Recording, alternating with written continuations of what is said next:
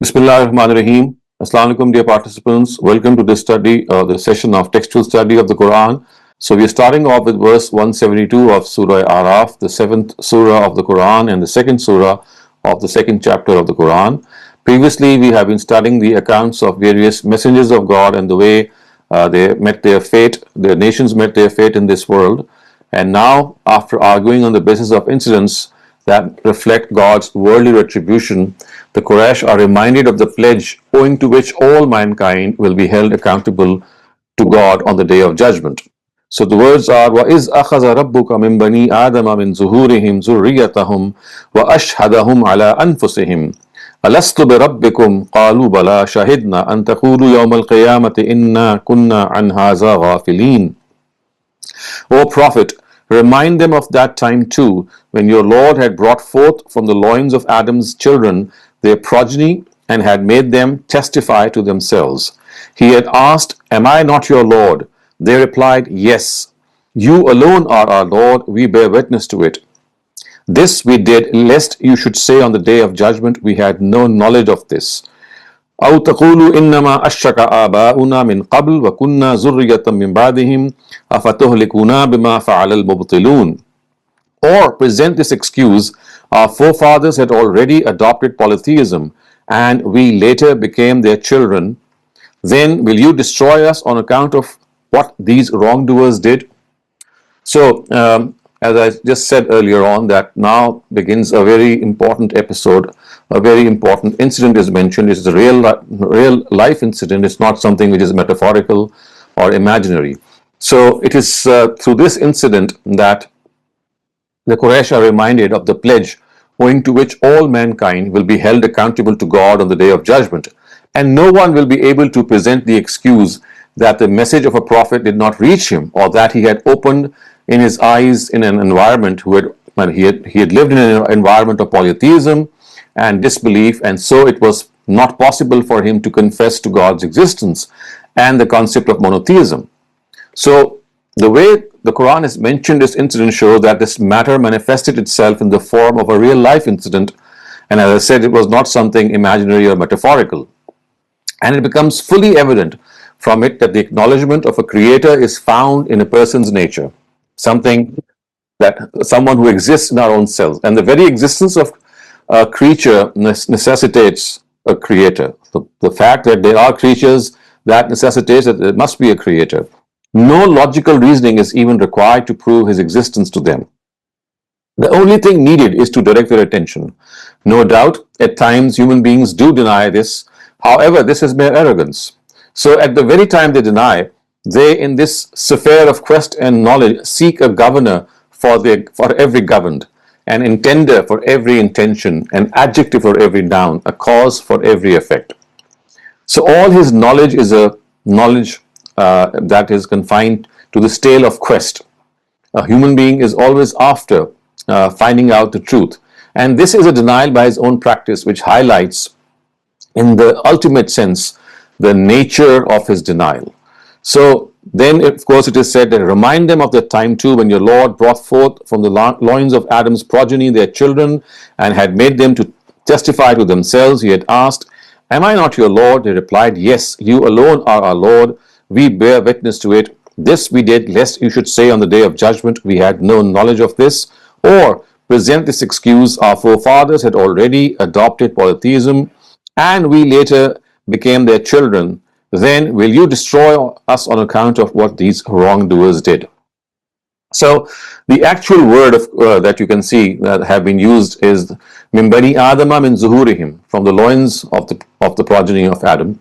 So it is evident from this that this incident does not relate to Adam's progeny belonging to a certain era. On the contrary, it relates to all his progeny that will be born until the day of judgment and was done at the time before the souls were given into their bodies. So before everyone was born, every single person was born, the soul of every person was made to witness God. And God asked this question, that am I not your Lord? And all of the souls, they replied, yes, you alone are our Lord, we bear witness to it.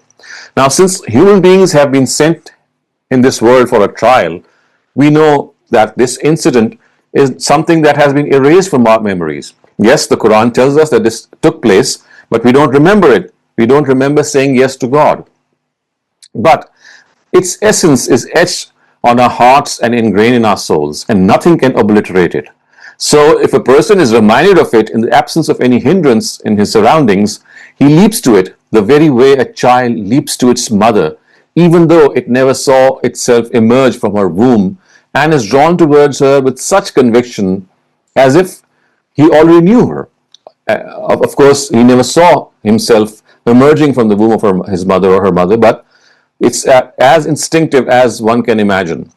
And a person feels that this pledge of his with the Almighty is the answer to a very natural need which is found in him.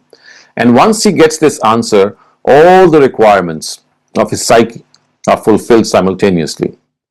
And then, of course, the question which is asked by them is that, will you destroy us on account of what these wrongdoers did?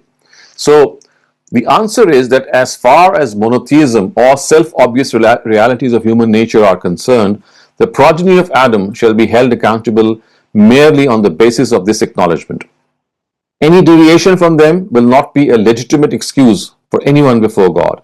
Not even the fact that the message of the prophets did not reach him, or that he had adopted this deviation because of external influence, and it was his forefathers and surroundings who were the real culprits in this regard. So these excuses would not be acceptable.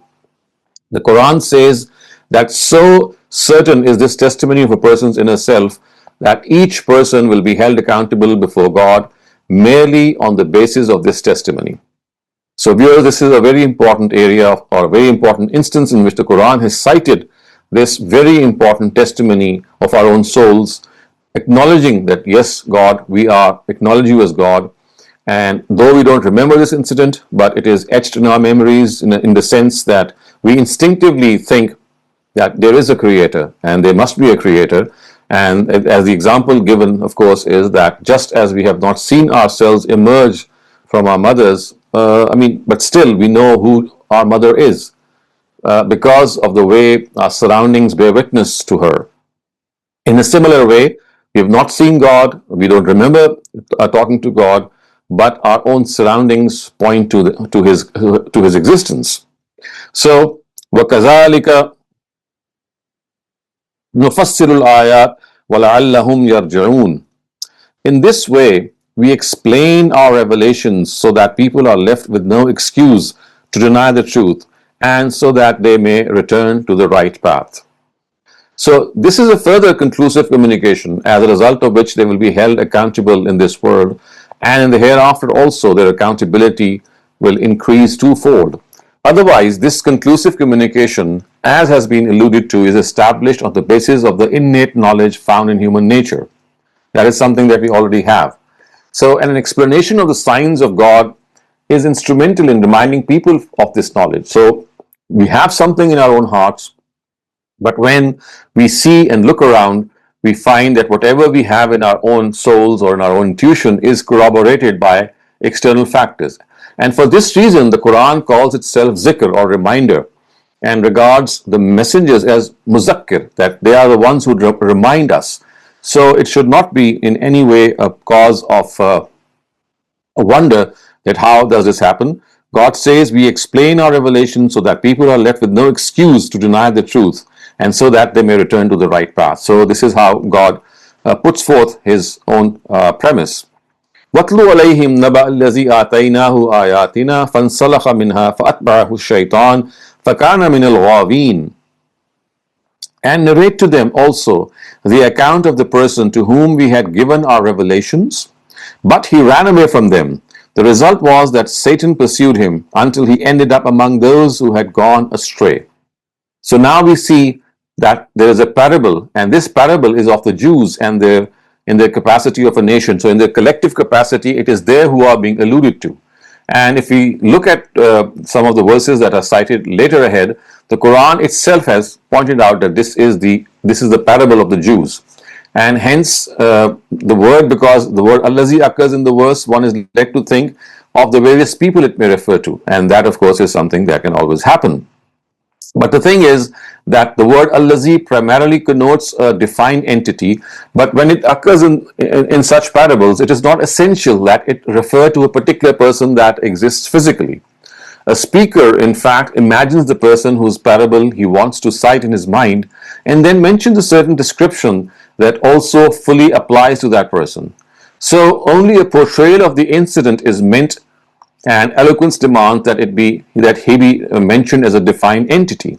Now, this transforms the parable into the portrayal of a particular personality to the listener, as if he has not merely heard about him, but he has also observed him. And then it is said, of course, that narrate to them also the account of the person to whom we had given our revelations. So, to whom were these revelations given to? I mean, this was only the Jews who were given these revelations, and the revelations, of course, was a Torah that was given to them.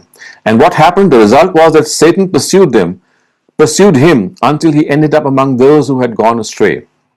So this happened, and this is always happening in accordance with the established practice of God, which, according to the Qur'an, is that a devil is deputed on those who turn away from God's remembrance, and after they spend their lives in His companionship, of course, they are doomed. So it's like a devil being deputed to them. وَلَوْ شِئْنَا لَرَفَعْنَاهُ بِهَا وَلَكِنَّهُ أَخْلَدَ إِلَى الْأَرْضِ وَاتَّبَعَ هَوَاهُ فَمَثَلُهُ كَمَثَلِ الْكَلْبِ إِنْ تَحْمِلْ عَلَيْهِ يَلْهَثْ أَوْ تَتْرُكْهُ يَلْهَثْ ذَلِكَ مَثَلُ الْقَوْمِ الَّذِينَ كَذَّبُوا بِآيَاتِنَا فَاقْصُصِ الْقَصَصَ لَعَلَّهُمْ يَتَفَكَّرُونَ. If we wanted, we could have elevated him through these revelations, but he clung to the ground and began following his desires. Thus his example became like that of a dog. When you heave a stone at him, he pants, and when you release it, he still pants. This is the parable of the nation which denied our revelations. So narrate this anecdote to them that we explain our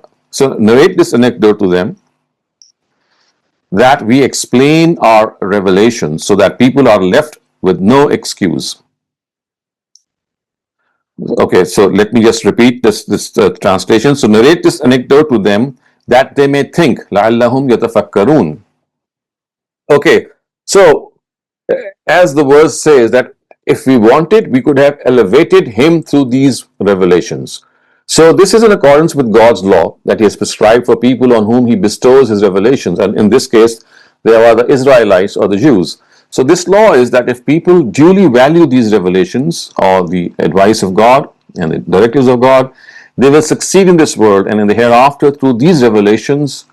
And if they evade them and become slaves to their desires, then they will be consigned to them. So in other words, these revelations can elevate them, enhance their status, and if they don't follow them, then it is vice versa. It is otherwise. And now you can see that the verse continues to give an example, and the example is that of a dog, that when you heave a stone at him, he pants, and when you release it, he still pants. So panting in this manner, with the tongue extending out or protruding from the mouth, gives the picture of a dog of greed and meanness. So whether someone pats him, cuddles him, or expresses affection, or shoves him away, he continues to remain in this state. So a person who is blinded by the greed of this world is on similar lines called a hound of this world.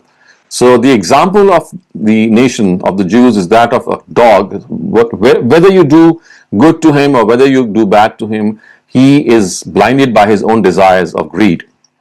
So that is precisely what is meant here. And then it is said, this is the parable of the nation which denied our revelations, of course referring to the Jews, Bani Israel. So narrate this anecdote to them. And what is that anecdote? That they may think. So if they are able to think and swallow this, they'll understand that they must not repeat what these Jews did in the past. سَاءَ مَثَلَ الْقَوْمِ الَّذِينَ كَذَّبُوا بِآيَاتِنَا وَأَنفُسَهُمْ كَانُوا يَظْلِمُونَ. What an evil parable of the nation which denied our revelations and continued to be unjust to its own self. So it is evident from this that this parable is not of some specific person, rather it is a parable of the nation who after receiving God's revelation denied them. And as I said earlier on, that before, in the context and the fact that they were given these revelations, this can only refer to the Israelites. مَن يَهْدِ اللَّهُ فَهُوَ الْمُهْتَدِي وَمَن يُضْلِلْ فَأُولَٰئِكَ هُمُ الْخَاسِرُونَ. In reality, those whom God forgives are the ones who are guided, and those who He leads astray according to His law are the ones who are the losers. Now, this is a law of the God, of the Almighty, which is mentioned at several instances in the Quran. It is an assurance to the Prophet and a warning to the Quraysh. And the implication is that the law of God about guiding people and leading them astray is the same. And that is that according to this law, only those people are guided who want to be guided, who have the desire to be guided, who have the will to be guided.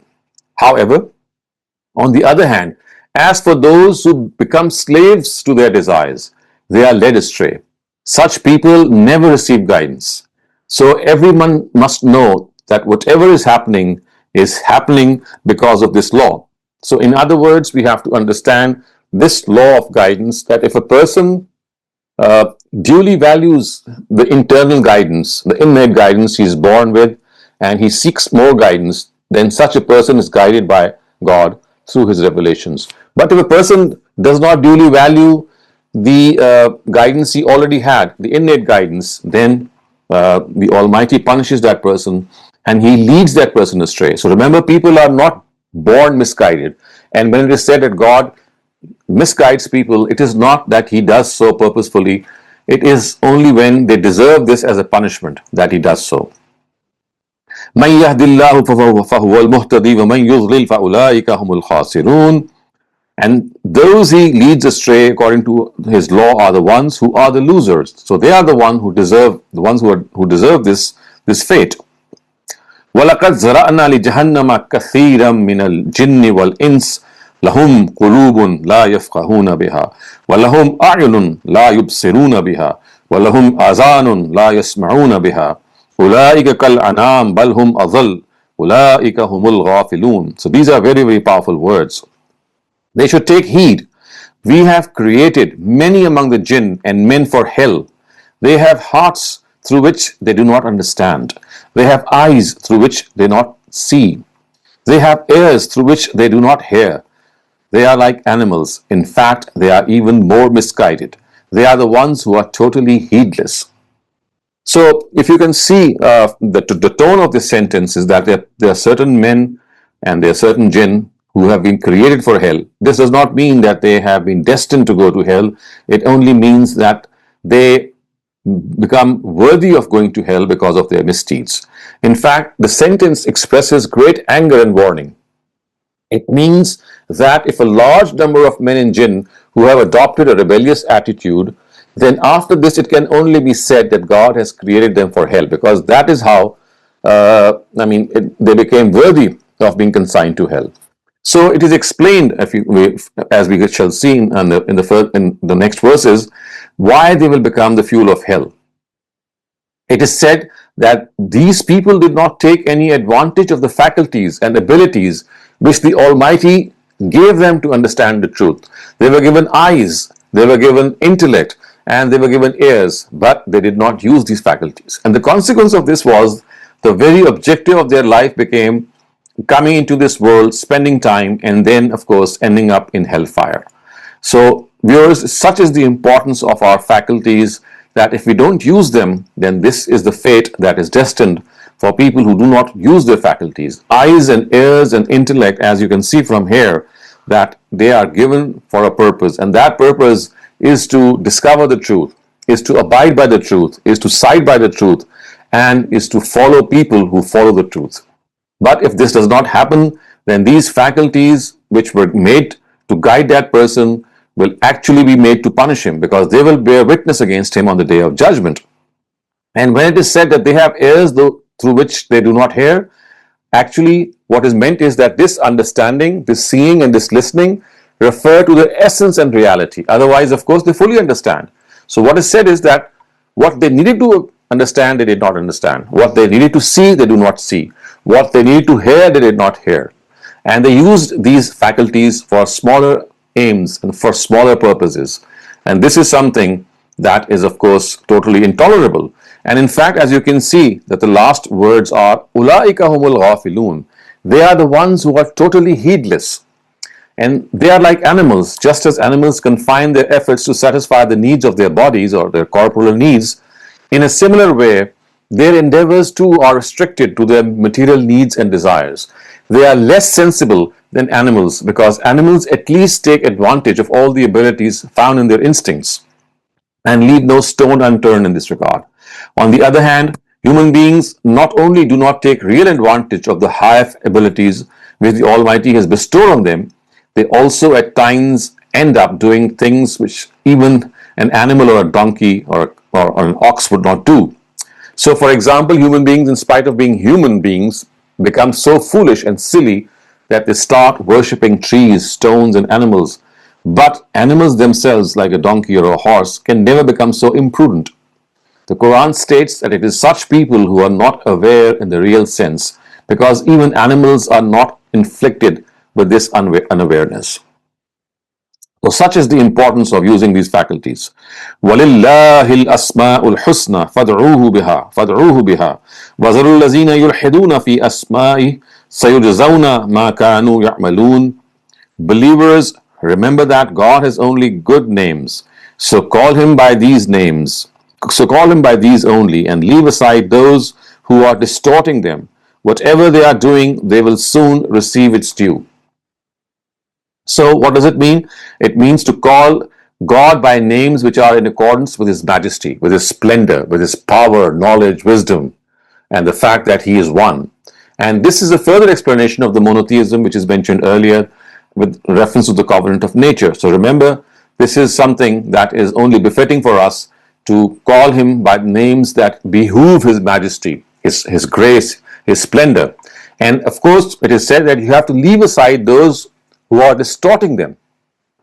And distorting them, what does that mean? It actually means that it is used to connote disrespect to the attributes of God. The implication is that they ascribe names and attributes to God which are not befitting for His majesty in any way, which are derisive to His being and attributes, and from which He is exalted and beyond. So that is what is mentioned here.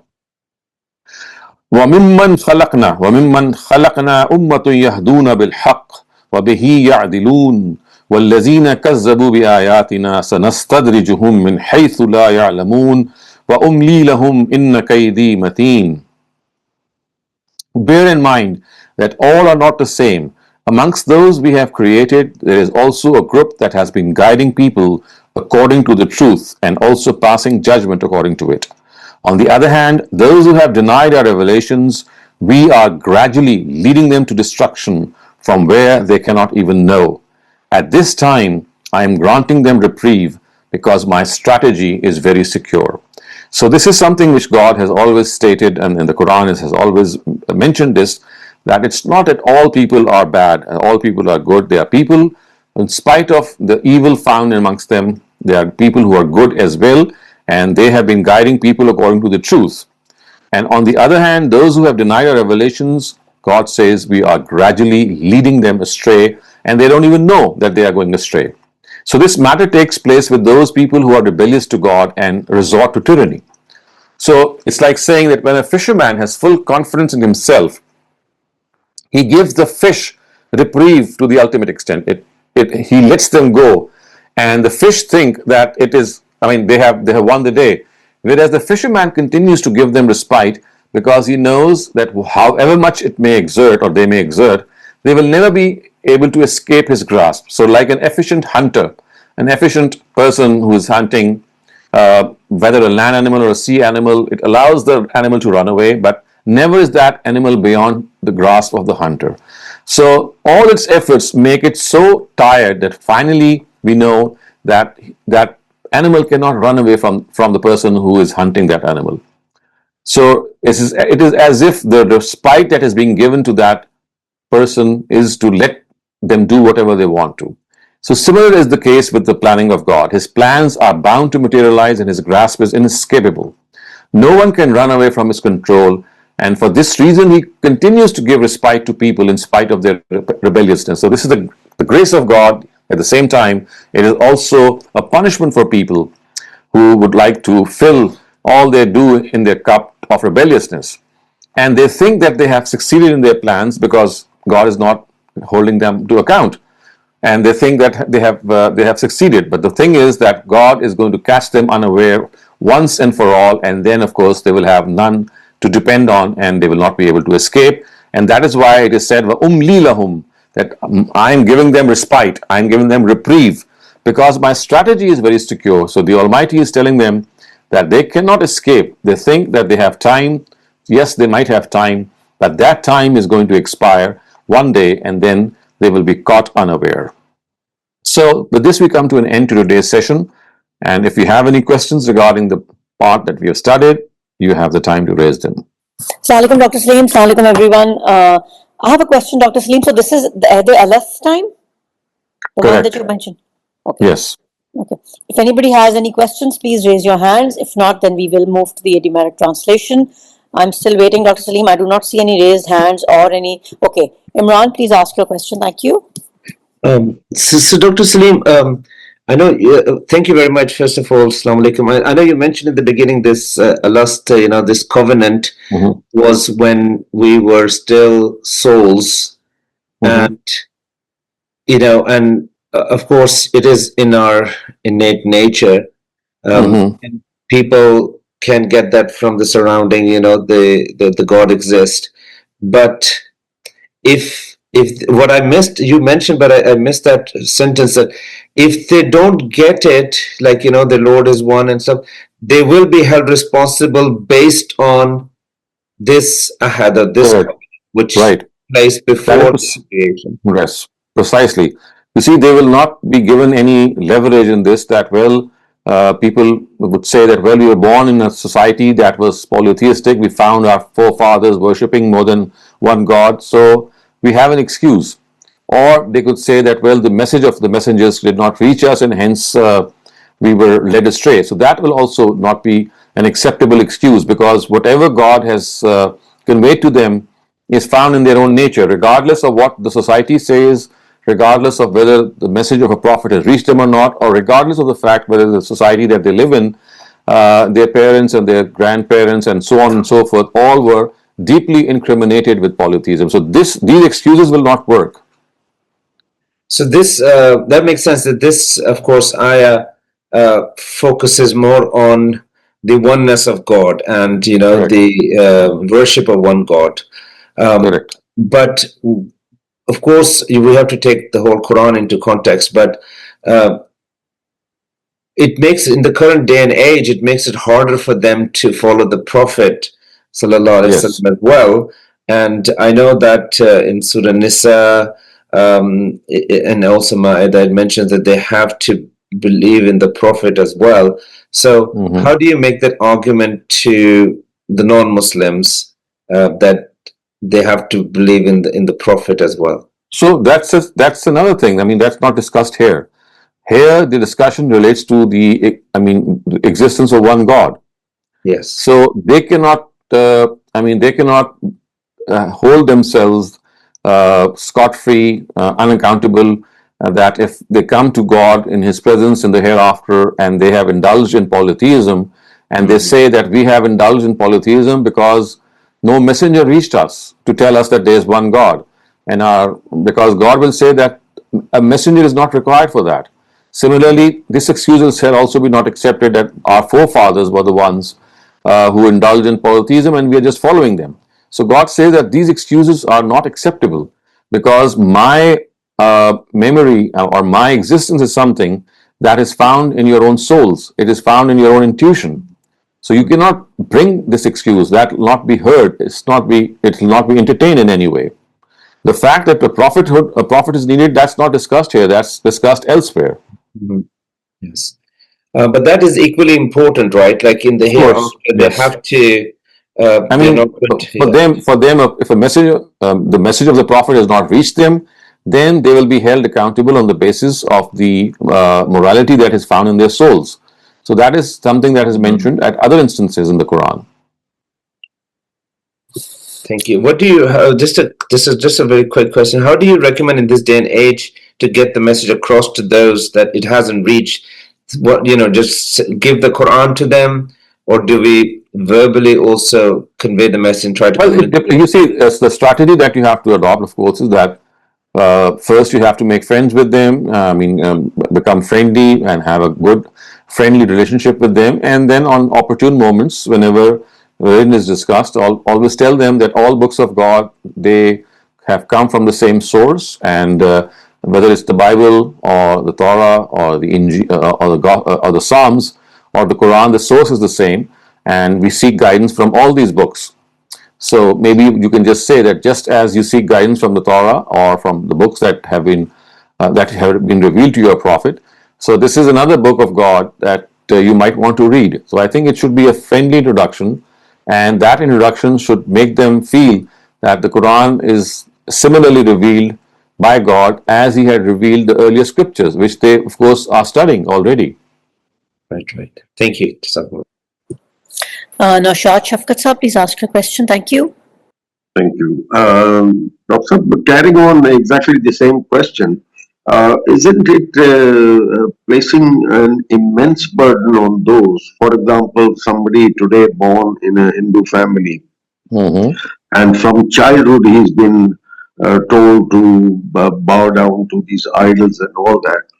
And then God holding them accountable for not believing in monotheism. It's an almost impossible thing for a Hindu child, for example, born somewhere in a Hindu atmosphere. Now, his intellect, of course, is there, but that intellect is there with all of us. We are fortunate to have been born here in a Muslim family. But of those who are born in a complete environment where, for example, idol worship, isn't that a very heavy burden? And how will they be taken to task for not exercising? If they do good deeds, good acts, let's say their conscience makes them do all good things, fulfill the rights of others, be respectful to their parents, will that be considered enough for them? So you see, what needs to be understood is that if they do not deliberately associate partners with God, so you see, deliberate association means that you know that God is one and you still associate partners with God. That is something that might afford them this excuse that they are not doing it deliberately. They might be doing it unknowingly, or maybe because of some ignorance. So that could afford them some excuse. So it will depend on their own quest for the truth, how true they are to this quest. And in spite of the fact that they wanted to know the truth, they somehow could not get to it. So remember, the basic responsibility that all of us have, whether we are Hindus or Sikhs or atheists or agnostics, is to search for the truth. That is a responsibility that we cannot shirk. That is a responsibility that we cannot, in any way abstain from. So that quest for the truth is something, in spite of that quest for the truth, we are somehow not able to gauge this, what the Quran is saying here, then that could be an excuse. But what cannot be an excuse is that a person does not pay enough attention to seek the truth. But sir, when, for example, a Hindu boy being raised up, now he's not supposed to be knowing his religion as well as like the common man in amongst Muslims too. They hardly have anything except for what they hear from the pulpits and the mosques. And apart from that, they make no effort to understand. Now, that means that you are placing a burden on non-Muslims, specifically talking of idol worshippers, on them, that they will investigate into the origins of their idolism or their idol. How did this idol come into? That's not what I'm saying. What I'm saying is that if there is a question that arises in their mind, and this question could be raised from their own selves or from the society, in which they have to find out what the truth is. If that is something that they come across and they still are slack in that quest, so it is here that they'll be held accountable. For example, if they knew that they need to find out, because the question has arisen now in their own minds, or maybe someone in society has posed this question to them. So once the question becomes alive and they are somehow led to answer this question, not to other people, but to their own selves. So it is their own quest that has to start. And if that quest starts and somehow they are still not able to answer the question correctly, or they end up on the wrong side of the answer, so God says that can be an excuse. But this cannot be an excuse that a question is raised before you and you don't exert enough to find out its answer. So I think you have to approach the whole problem from a different angle, and that is that this search for the truth is not that you have to start searching for the truth ab initio, that you start questioning everything. The search for the truth always arises whenever there is a critical question that might arise either in your own mind, or it might be that other people might raise it. So if that is something that has not made you, in some way worthy of your attention so that you could find out the answer, even if the answer is wrong, then that is something which is questionable. However, if you started off answering that question, it might be a wrong answer that might have come to your head, but that wrong answer at least showed that you had started off with that quest for the truth. So as long as that quest for the truth, or that response to any critical question is there, a person can be let off by the Almighty. However, if this is something that a person does not do, then it only means that he is blindly following something and is not using his senses. But sir, I'm sorry for laboring this point. There are That's okay. millions of people who have never got into social contact with anyone outside of their faith. An idol worshipper living in, there are so many, there must be billions of villages in different parts of the world, especially India or any of these places, who have never come in contact with anybody who does not indulge in idol worship. Now, if Correct. that person does good, he is good to his parents, obedient to his parents, says his prayers according to his own belief regularly, and fulfills the rights of others and all that, will that be enough for him? So, as I said, if he had exerted enough to find out what the truth is, whenever he had that inkling, you see, it's not essential that you have that inkling. It may be that, as you said, that all their lives they never came into contact with a question that actually jolted them in any way. If that did not happen, then this could be an acceptable excuse. But what cannot be an acceptable excuse is that you came across a critical question and you just shut your eyes to that. So remember, it is that attitude that's not going to augur well for them. A person who might not be in contact with, let's say, the rest of the world, for hypothetically speaking, also, that is something that would mean that the question never arose in his mind, and he was just doing what he thought was correct. So I think that is something that will afford him the a legitimate excuse before God. But this will not afford him a legitimate excuse if a critical question comes to his mind, whether, as I said, it is raised by his own self or by the society at large, and he just dismisses it by saying that, well, I'm just following my forefathers. Thank you very much, sir. Thank you very much. You clarified it brilliantly, and thank you very much. Sorry for laboring the point again. Yeah, it's okay. Thank you. So, Dr. Saleem, I have a question. So, what about people who know the truth, per se Muslims in this context, and then they help propagate religions where multiple deities are in the forefront, like in Abu Dhabi, we have such a big temple, which is probably the biggest temple, I think, outside of India. It's Muslims who are, for the most part, aware of what the truth is, but they allow that. So, what is the reason for that, or So what is that's another thing. You see, that what you're doing is you're allowing other religions to coexist. So that's not that you're worshipping or you are agreeing with them. That is only what you're doing is that, as far as you are concerned, you would like other people of religions that are different to you to live in your country. And if that is something that is going to be there, then how can you stop them from going to their temples? So that's a different scenario. That's not a scenario in which you are agreeing with them. All that you're doing is that you're saying that, well, since you are living here, so we will allow you to worship the way you would like to worship God. Okay. And then another question I have just on what Mr. Nashad Shafqat was asking. So it's arrogance in their belief. That is what it makes God angry, that they know what the truth is, but they're denying it Yes, because they're yes, arrogant. that's it. I mean, either it's arrogance or it is slackness. So these are two extremes. One is that you don't bother to find out what the truth is, and the other is that you get to know the truth and you still say that I'm not going to accept it. So these are two opposite and equally despicable attitudes. Okay. Thank you, Dr. Saleem. I have no more raised hands and chat questions. If we can move to the idiomatic translation.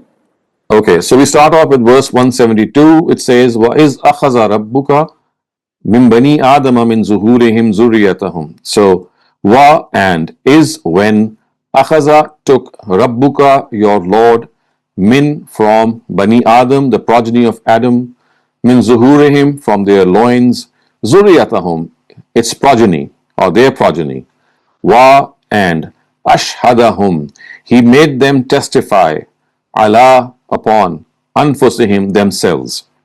And what was that? Alastu bi rabbikum, alastu, am I not? Bi rabbikum, your Lord? Qalu, they replied, Bala, indeed you are. Shahidna, we bear witness.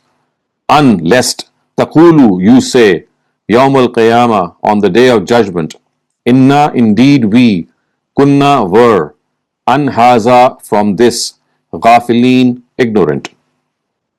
Aw, or, taqulu, you say, Innama indeed ashraka indulged in polytheism abauna our forefathers min qabl earlier on wa and kunna we were zurriyatam progeny or children min ba'dihim after them afatuhlikuna so will you destroy us bima because fa'ala did al-mubtilun these wrongdoers. So would you destroy us because what these wrongdoers did? Wa and kazalika in this way nufassilu we explain al ayat our revelations wa and la'allahum so that they yarji'un return to the truth so that they return to the truth. Watlu alayhim watlu narrate alayhim to them naba the story. And what is that? Allazi atainahu ayatina of the person to whom we gave atainahu to whom we gave ayatina our revelations. Fansalaha but he ran away minha from them. Fa'atba'ahu so followed him shaitan Satan. So Satan followed him.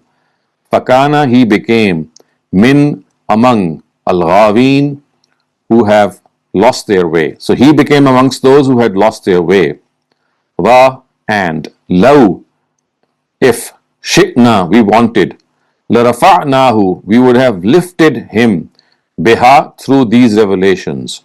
Walakinnahu but akhlada ilal ard he stuck ilal ard towards the ground. So he stuck himself towards the ground. In other words, he did not look up. Wattaba and followed hawahu his wishes and he followed his wishes. Fa therefore mathaluhu his example kamathalil kalb is the example of a dog.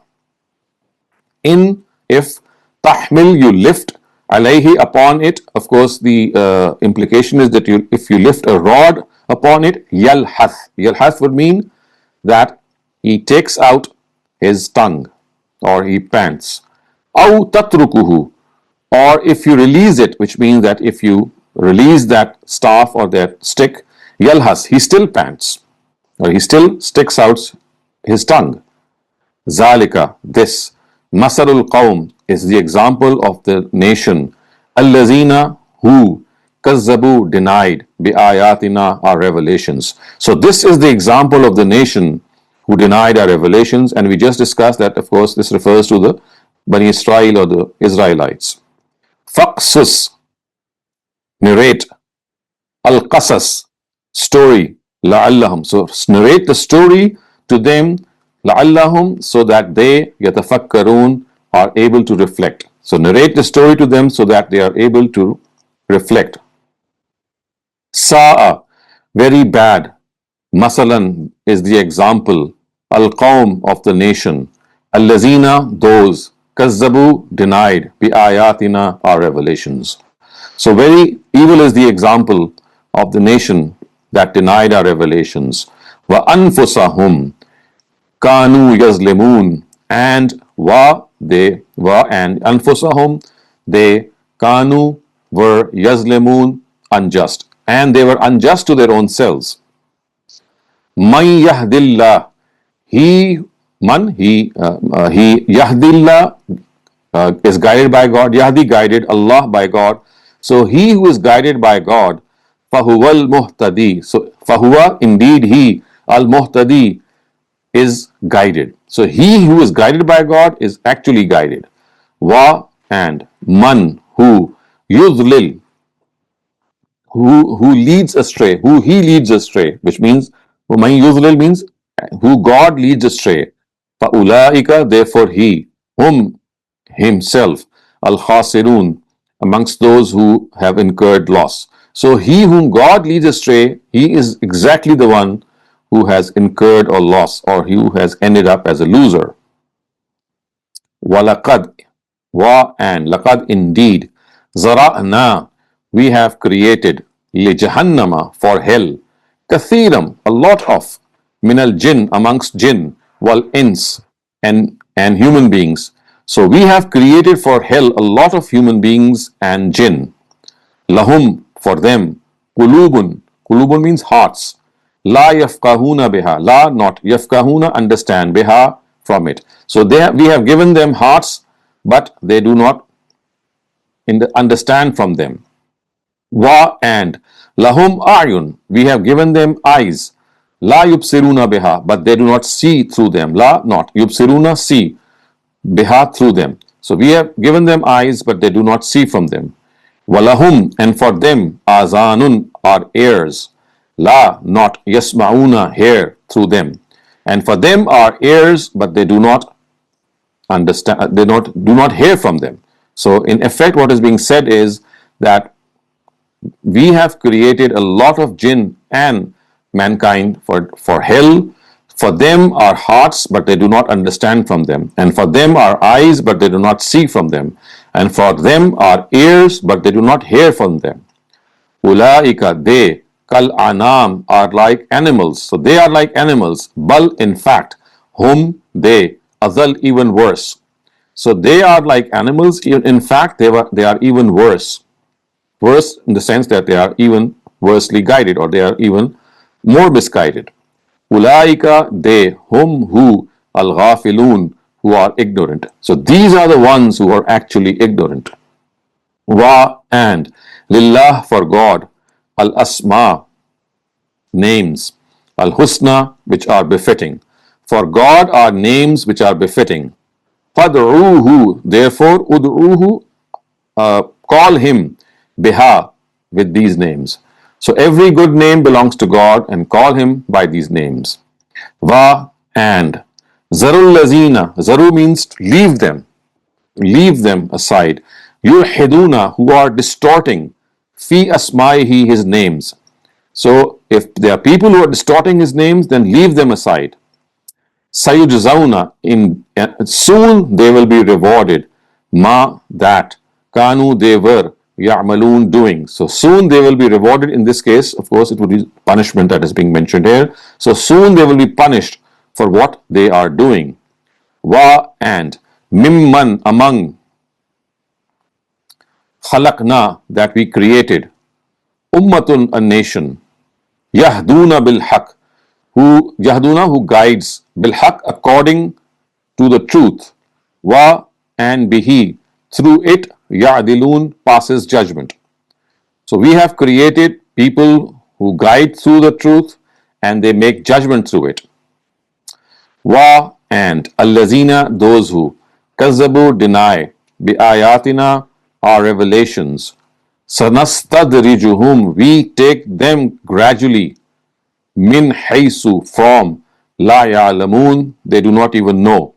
So what is being said here is that we lead them to their destruction, actually, from where they don't even know. Haysu, where, la ya'lamun, they don't even know.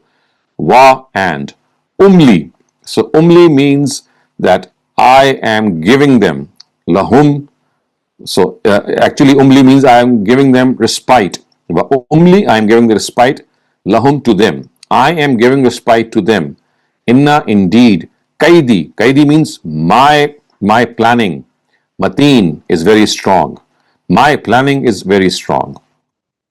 So this ends our literal and idiomatic translation now, and we have more time for your questions. If anybody has any questions, please raise your hand so we can. Okay, I have a question in chat, Dr. Saleem. How do I Yes. phrase this point that the entire Quran is not applicable to Muslims of after Prophet Sallallahu Alaihi Wasallam? Nahi, Sallallahu Alaihi Wasallam. I mean by this that the wars which Sallallahu Alaihi Wasallam fought, the Quraysh denying first and most of them accepting Islam. I don't understand the question well. Let me maybe repeat it. Is it pertaining to the passage? I don't think so. So maybe we can take it towards the end. Is there any other questions pertaining to the passage? If anybody has any raised hands. Okay, I see Muniza. Please go ahead, Muniza. My question is this कि आपने कहा ना कि preordained हैं that they will go to hell. So अगर already उनकी destiny में लिखा हुआ है that they're going to go to hell, how is that going to change? No, I think I just explained that this is not preordained. What is being said here is that what they did actually made them earn hell. So when God says that He has created a lot of jinn and mankind for hell, it doesn't mean that He has made them in a way that hell is destined for them. It actually means that they will earn hell or they will deserve to go to hell because of what they did. So at times the Quran actually brings forth the consequence of something, and the reasoning is left to our own understanding, and this is apparent at other instances as well. So in effect what is being said here is excuse me, that basically a lot of people are going to end up rebellious before God. A lot of people are going to be disobedient before Him, and this is something that will necessitate that their fate is going to be that they will meet hell, or they'll end up in hellfire. So basically there is a sequence that is mentioned here, but at times the Quran does not always mention the steps, because these steps are mentioned elsewhere. So thank you. So I'll read the question again, Dr. Saleem. I do not think it's applicable to what we studied today, but because we do not have any raised hands, I will read the chat question. Is that okay? Okay. The entire Quran is not applicable to the Muslims of after Prophet Sallallahu Alaihi Wasallam.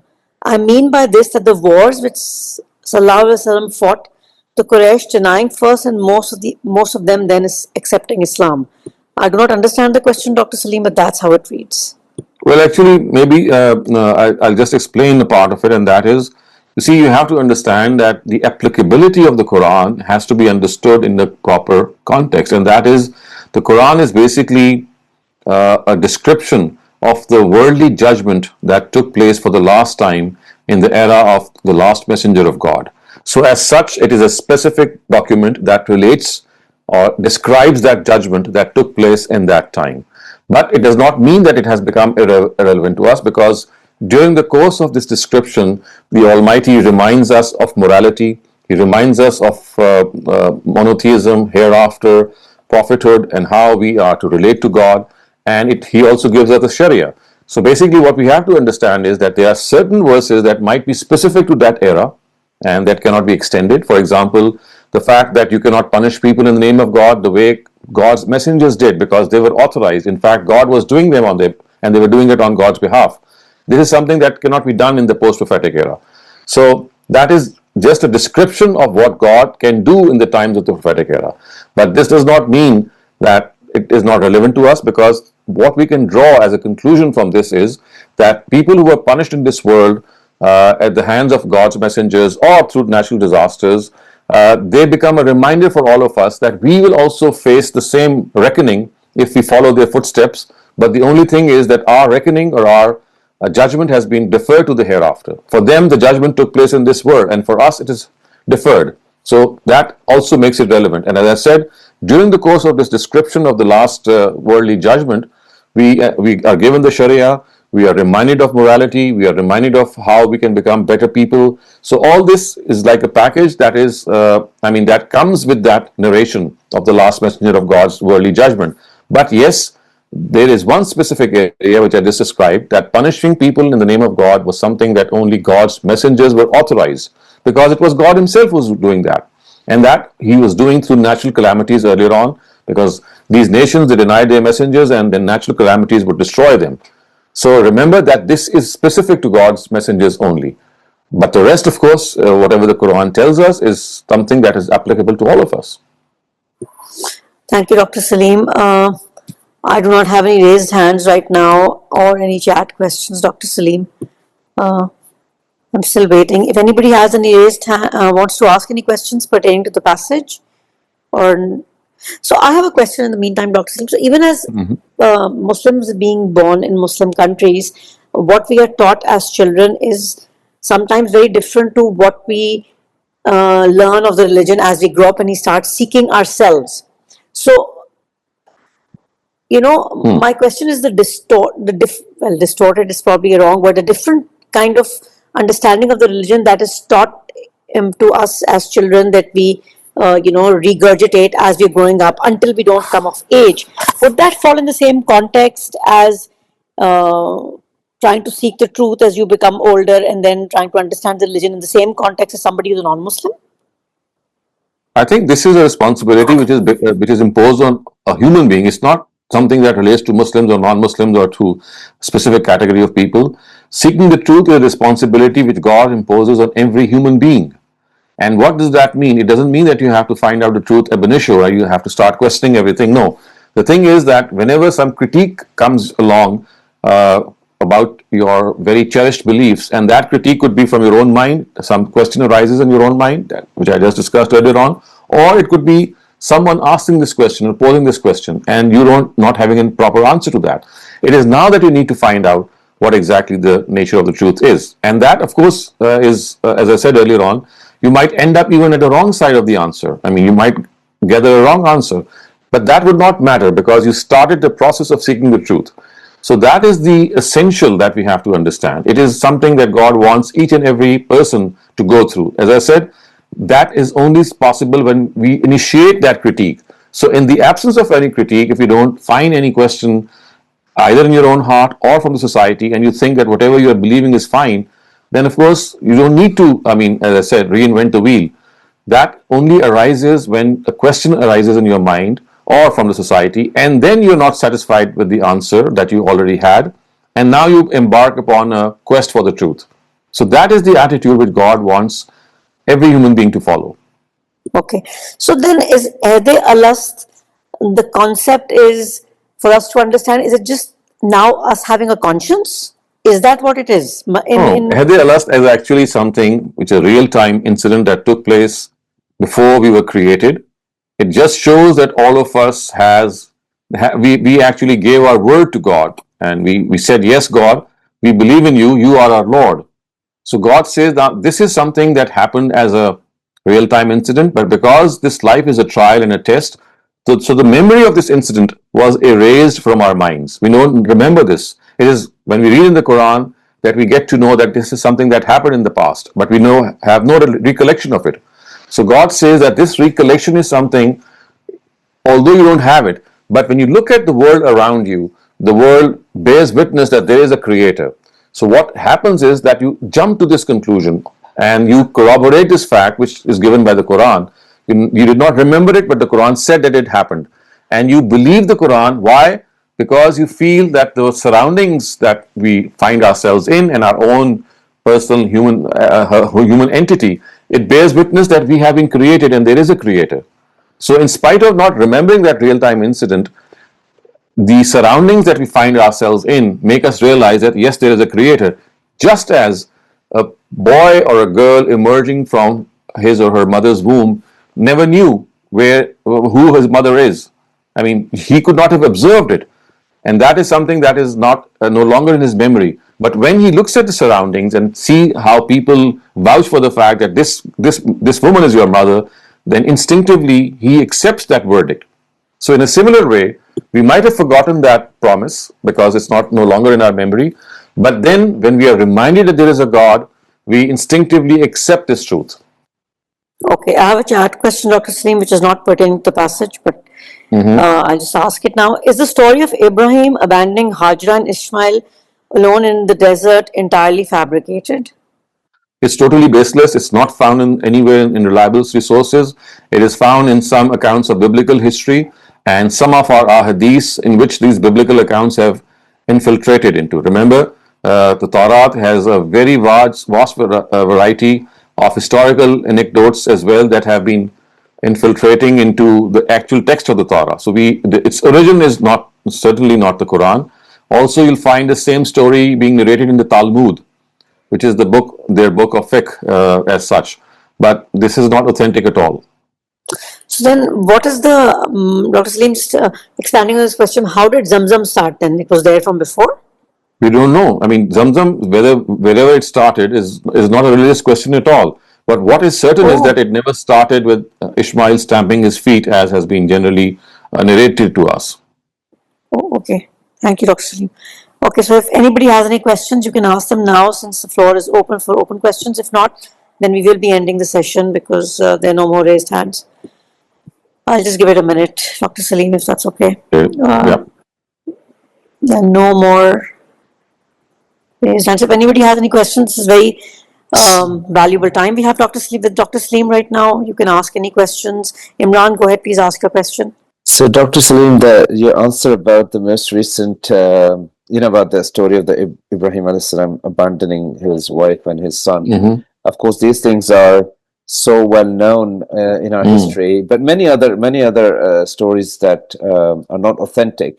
But when one is reading the Quran or reading even our own literature, how do we even bring ourselves to question certain things unless there is a book where the Quran or something where there are parallel narrations from Bible that would tell us that this is actually something that has been pulled in from Bible and it's not from our sources. So you see, the answer is very simple. I mean, if you don't know the alternative narrative of a particular concept, I mean, that's not something that's going to affect your belief system, or you'll be held accountable for that on the day of judgment. This is merely additional knowledge, and that additional knowledge is often something that you might come across if you continuously read religious literature, or you might not. But the fact is that it's not going to affect your standing in the hereafter. So basically, what we are more concerned with is that to the Quran, anything that relates to our evaluation in the hereafter must not go amiss.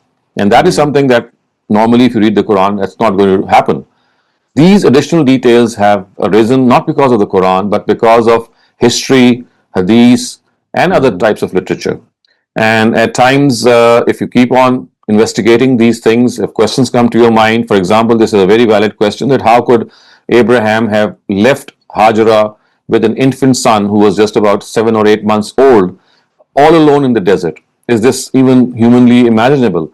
That he would have left someone there was no water there. He would have known that he's leaving an infant son who is a few months old or maybe a year old or is like a toddler. And then the next question is that why would Hajra start running around and leaving that child at that place? Why would that happen? Why wouldn't she just carry the child and then look for water? What is the reason that she left the child on that hot ground, was sizzling? I mean, you know that how the ground was. Right. So you see, these are questions that can arise if you just use your senses and your common sense and of course your evaluation skills to question these accepted realities. And if these questions don't come to your mind, as I said, they are not going to affect your status in the hereafter, because these are questions that arise on certain understandings of the Quran or religion as a whole. Yeah, that raises a question about the rites of the Hajj, where we go between Safa and Marwa, right? And Right. Saeed, like we call it. So what's the origin of that then? Because we are told we are following the footsteps of our mother Hajar alayhi salam. That's a different story. You see, I've explained this while talking about Hajj earlier on that we were discussing, that walking through Safa and Marwa is not because of why Hajara ran around to look for water. It was because this was a custom in those times that animals who would be slaughtered in the name of God or for God, they were made uh, to walk across the place where the house of God or the altar was, and they were also made to walk at that place on which they would be sacrificed. So we know that it was on Marwa on which Abraham had laid down Ismail to sacrifice before God. So basically, this is what the philosophy behind that, and it has nothing to do with Hajra running around to find water. I see. Thank you. Jazakumullah khairan. Thank you. So the question pertaining to the same story, Dr. Saleem, in the chat question, with what intent was the story coined in the earlier scriptures? You see, when things get distorted, there is no intent there. It's not something, that you can say that it was deliberately done. Yes, there could have been instances in which some deliberate distortion might have taken place, and it could have been misconception because, as I said earlier on, the Torah never could be preserved essentially as a separate document. So if you look at the Old Testament, and if you look at the Pentateuch, which is the 5 books, or the Hebrew Bible as they say, the first 5 books, you'll see that the book of Genesis, from this, which is the first book of the Torah, it is, there's a lot of history in that. And that history has become sort of part of the divine Torah, the divine part of the Torah. And if you just look at it in the light of the Quran, you'll be able to see that which part is an insertion or maybe an addition, and which part is likely to be the Torah. Okay. Thank you, Dr. Saleem.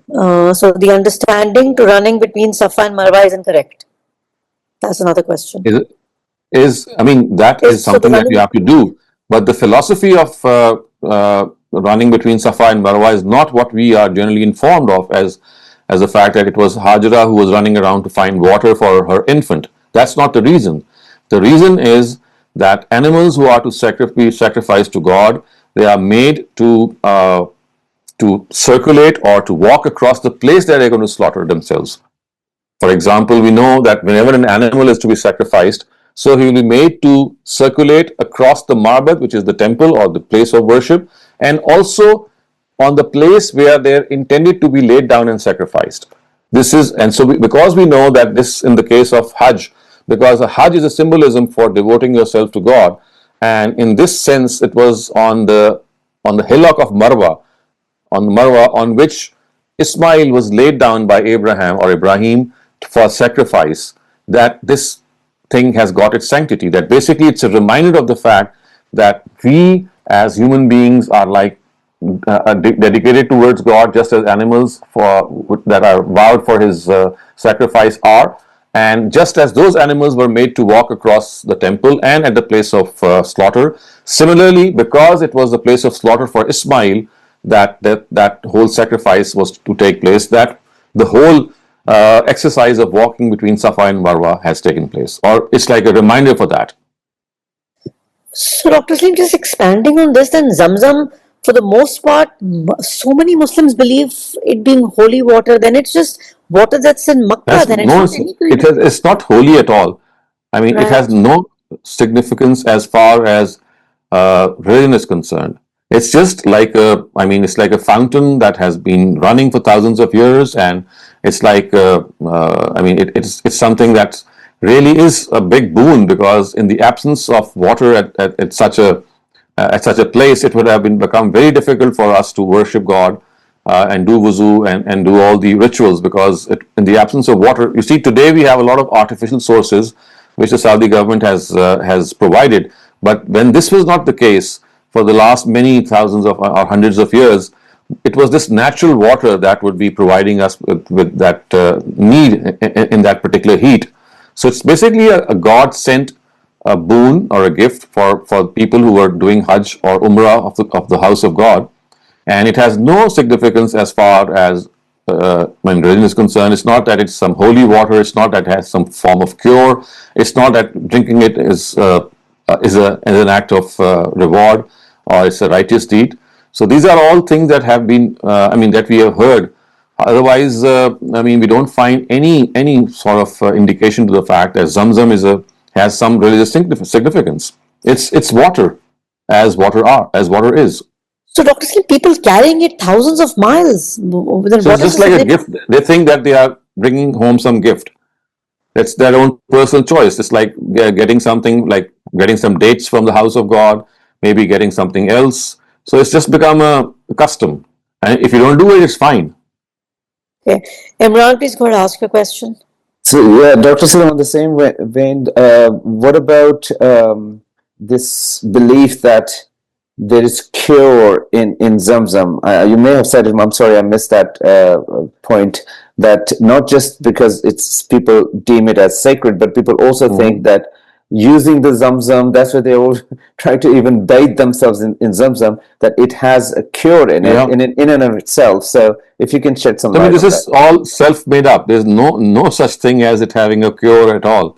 I mean, if it has a cure, it's some scientific fact. It could be a good thing. But as I said, that has nothing to do with religion. I mean, there could be some herbages, there could be some vegetation in various deserts, there could be some form of water that is very pure. So that's besides Hajj or Umrah. That's just a gift from God. It has nothing to do with any religious significance. And that too is something that has not been proven. I mean, no one says that the water from Zamzam has any particular magical powers. But and just repeating the same question that was raised, that why Saudi government is following on that concept and believe that everyone has to bring the Zamzam back, and now they're making it even easier, more I mean, you see, professional. this is not what the Saudi government has said. It is the demand of the people. They want that water, and the Saudi government is making it available. I see. So it's the belief of people.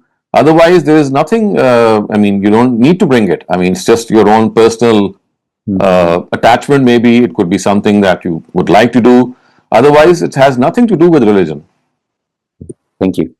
So, Dr. Saleem, do we have any idea at what age did Hazrat Ibrahim settle Hazrat Ismail in Saudi Arabia, or we don't? We know that because you see, Isaac was already born, Ishaq was already born, and we know from the Torah that he was born when he was 14 years old. Abraham was 100 years old, so he was in his teens when Hajra came there. He was not even an infant.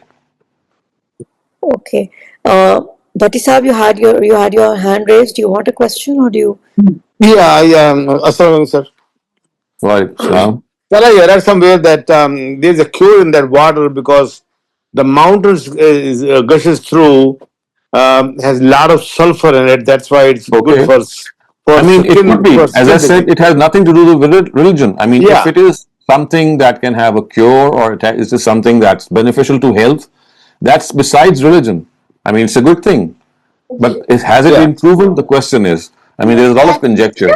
But whether it has been proven or not, what I'm saying is that that's besides the whole ritual of Hajj. Yes, sir. Yes, sir. Yeah. So, and it's only good for skin diseases because of that sulfur. Okay, That's I what mean, that's fine. I mean, if it's something that is, we don't have any problem with that. The only thing is that you cannot say that bringing water from Zamzam is a religious ritual, or it is a must, or it is something that you have to do. What I'm saying is that it has nothing to do with the manasik of Hajj or with anything that relates to religion. Yes, sir. Thank you. Thank you, Dr. Saleem. Dr. Saleem, I do not have any raised hands or any chat questions, so we'll end the session Okay. now and inshallah reconvene next week. And thank you, everyone,